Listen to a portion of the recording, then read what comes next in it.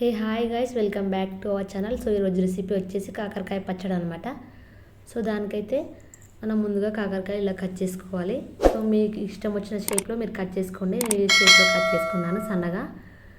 So వాటిని అయితే మంచిగా ఉప్పు వేసిన వాటర్లో వేసుకొని కడుక్కొని వాటర్ ఏం తగలకుండా ఆరబెట్టాలి.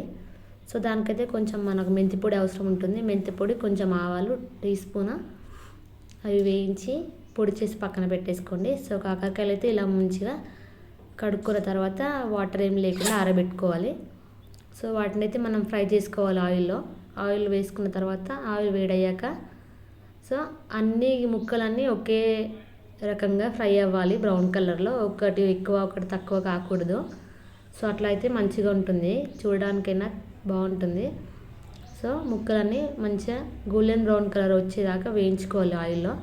సో చూడండి, ఇట్లా కొన్ని ఆయిల్లో మునిగే విధంగా ఉండాలి ముక్కలైతే. సో అంత ఆయిల్ వేసుకోండి. సో ఆయిల్ కూడా మనకు మళ్ళీ లాస్ట్లో అవసరం ఉంటుంది.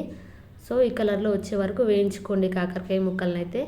సో చూడండి, ఇట్లా లైట్ బ్రౌన్ కలర్లో మంచిగా అయిపోయిన తర్వాత తీసి పక్కన పెట్టేసేయండి.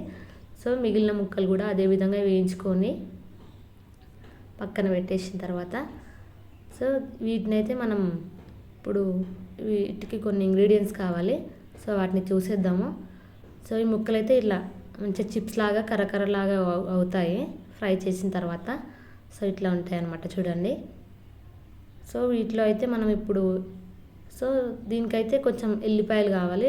నేనైతే ఒక 2 తీసుకున్నా, 2-3 ఎల్లిపాయలు మొత్తం గడ్డలు మొత్తం తీసేసిన.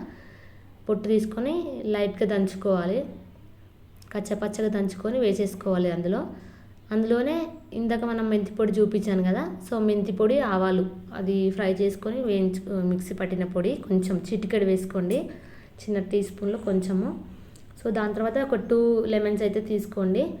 2 లెమన్స్ వాటర్ అంతా నిమ్మరసం తీసేసుకొని వేసేసుకోండి. అందులోనే కారం అలాగే ఉప్పు వేసేసుకోండి, పసుపు కూడా వేసేసుకోండి.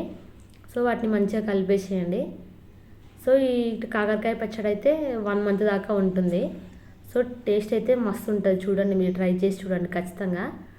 సో ఇట్లా చూడండి, ఈ విధంగా అన్నీ కలిపేసేయాలి మంచిగా. సో మనం ముందుగా ఆయిల్ ఉంటుంది కదా, సో కడాయిలో మిగిలిన ఆ ఆయిల్ అయితే చల్లారిన తర్వాత వేసేసుకోండి. చల్లారిన తర్వాత ఆయిల్ పోసేసుకొని మంచిగా కలిపేసుకొని ఒక డబ్బాలో అయితే స్టోర్ చేసి పెట్టేసుకోండి. సో ఇప్పుడు తిన్నా బాగుంటుంది, 1 డే ఆగి తిన్నా పచ్చడి అయితే చాలా టేస్టీగా ఉంటుంది. సో మీరు ట్రై చేసి చూడండి ఖచ్చితంగా. నేనైతే చాలా సార్లు చేసిన ఈ పచ్చడి. సో ఒక 1 వీక్లో కూడా కాదు, తొందరనే అయిపోతుంది పచ్చడి చేసేస్తే. సో అట్లా ఖాళీ అవుతుంది, తింటే చాలా టేస్టీగా ఉంటుంది. సో మీరు ఖచ్చితంగా ట్రై చేసి చూడండి. సో నేనైతే ఇక్కడ 1/2 kg కాకరకాయలు తీసుకున్నాను. సో దానికి 2 లెమన్స్, 2 అల్లం వెల్లుల్లి తీసుకున్నాను. సో ఈ విధంగా అన్ని ఇంగ్రీడియంట్స్ వేసుకొని కలిపేసుకొని పెట్టేసుకొని ఒక డబ్బాలో స్టోర్ చేసేసుకోండి. సో చూడండి, తింటుంటే ఆ మెంతి పొడి టేస్ట్ కానీ ఆ లెమన్ అవన్నీ ఎంత బాగా వస్తుందంటే టేస్ట్ అయితే. సో మీరు ఖచ్చితంగా ట్రై చేయండి, చాలా అంటే చాలా బాగుంటుంది. ఒకసారి ట్రై చేసి చూడండి. Thanks for watching. Subscribe my